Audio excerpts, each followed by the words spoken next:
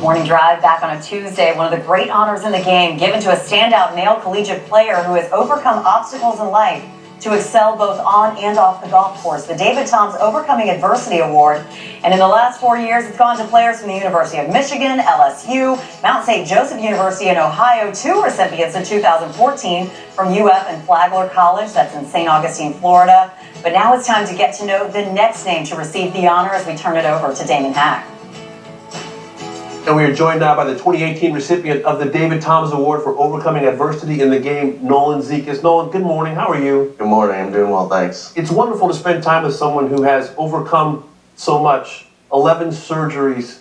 You've lost your right femur, had it replaced with a metal rod. You've been told you have cancer 5 different times. What has golf meant in your comeback, in your recovery?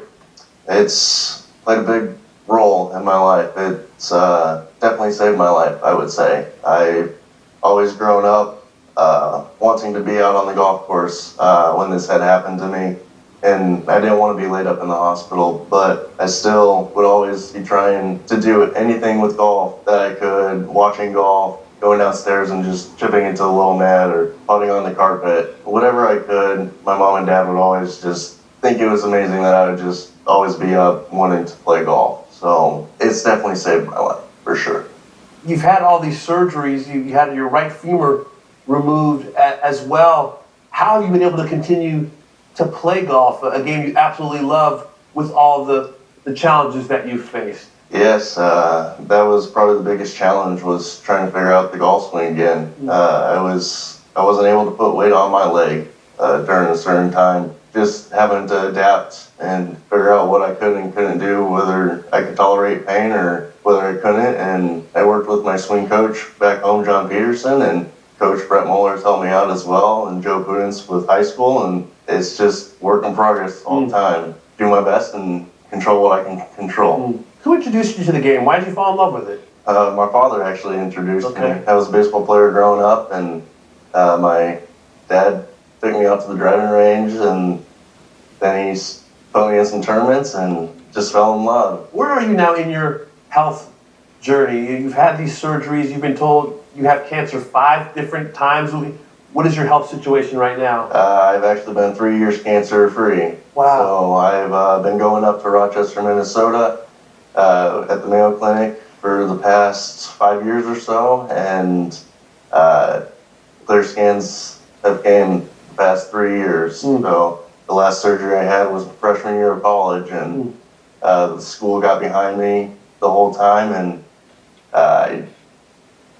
cancer-free since. So like you said, I couldn't be more blessed. You've had friends and teammates watch you go through this. What kind of impact has your story had on them? You know, I don't know if they really look at me any different, which I really appreciate.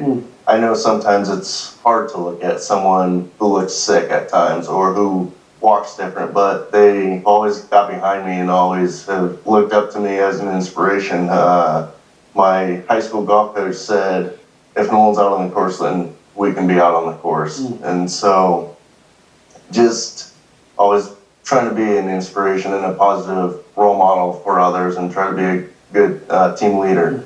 So I think I can say I've been an inspiration to people, and makes me feel good about that. What's your favorite memory on a golf course? Oh, goodness. I think having my teammates around me when I had previously won the Siouxland Invite out in Yankton, South Dakota, just having them there when I made the final putt and to capture that win with them all there, congratulating me at the end was special. You're a golfer, you're a snowboarder. What are your long-term goals?